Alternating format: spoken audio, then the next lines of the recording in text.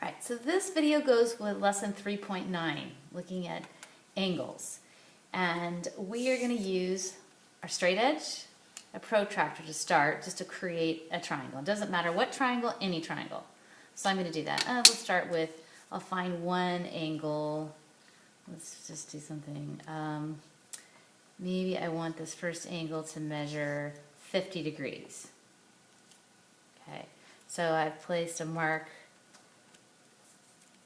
on one, right where the vertex of that angle would be, and then a mark where the 0 point is, and a mark where 50 is.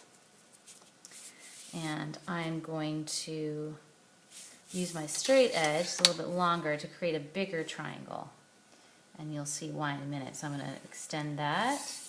I'm going to make my second side right here by just connecting both of those dots.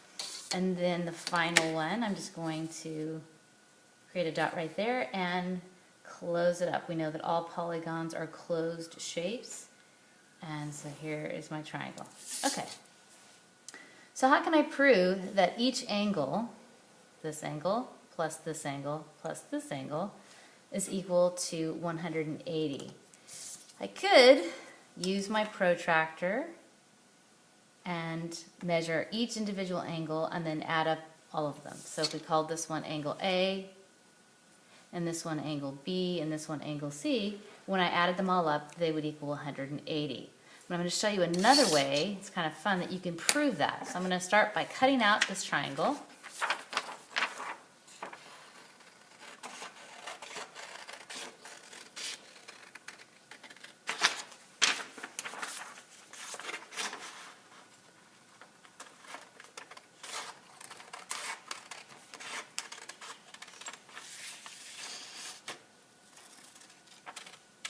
Okay, so once I've cut out the triangle, I'm going to go ahead and just tear off all three of the angles. It doesn't matter how neatly I do it as long as I keep that end part intact.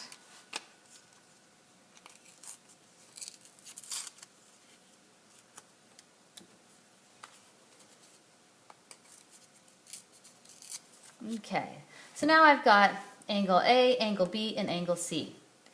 So how can we prove that if I add them all up it equals 180? Well, what do we already know? There is one particular angle that measures 180, and that is a straight line. So let's take a look at our angles and let's just line them up.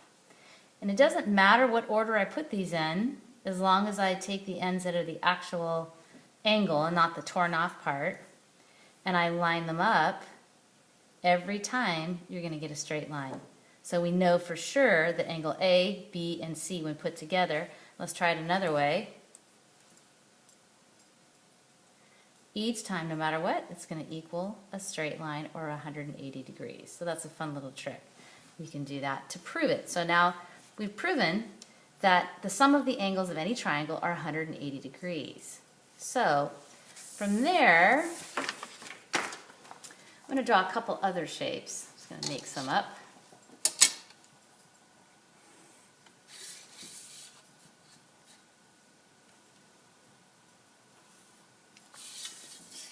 That one kind of got interesting. Okay, let's see.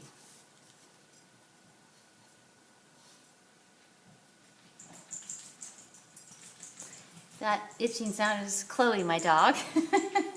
Tried to get her to join me in the math video, but she wasn't interested, so she's just trying to make as much commotion as possible over there. All right, so we have a polygon. It has closed sides. It has 4 angles.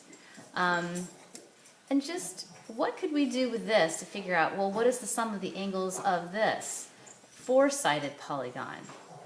And one of the things we could do right away is go, is there any way that I could divide this into triangles, since we know that a triangle is, the sum of the angles of a triangle is 180, and yes, there is a way.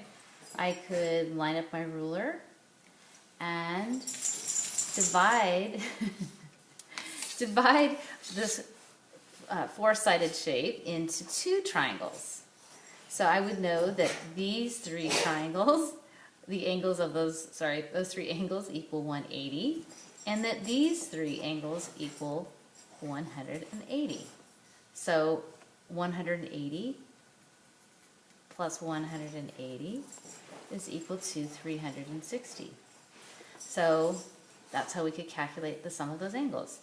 I want you to pay attention to the types of angles in this particular shape. I'm going to draw another one.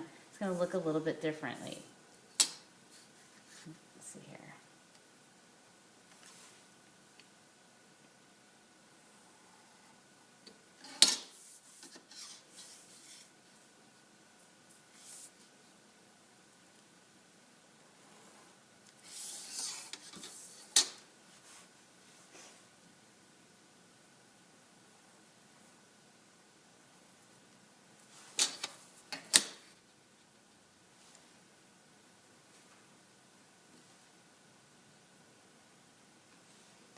All right, there we go.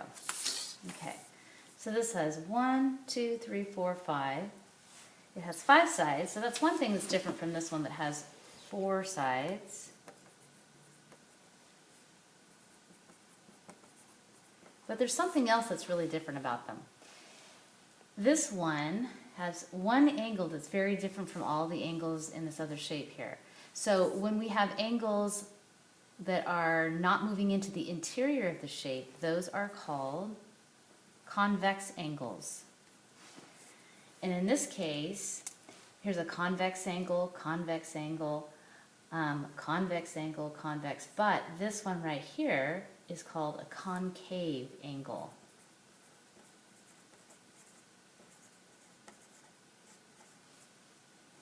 That one right there. And these are all convex angles. So how do you know if you have a concave angle or a shape that we're going to call this whole shape concave because of this one angle? Every concave shape has at least one reflex angle. And if we remember what's the definition of a reflex angle, it's an angle that is greater than 180 degrees but less than 360. So I want you to use, so we're going to be covering the difference between and categorizing shapes between convex and concave tomorrow in class. But also, I want you to remember this little trick. We're going to look at a bunch of different polygons with different numbers of sides, and you can always use your ability to split it into triangles and then sum it up based on your knowledge of the sum of the angles of a triangle, which equals 180. All right, that's it.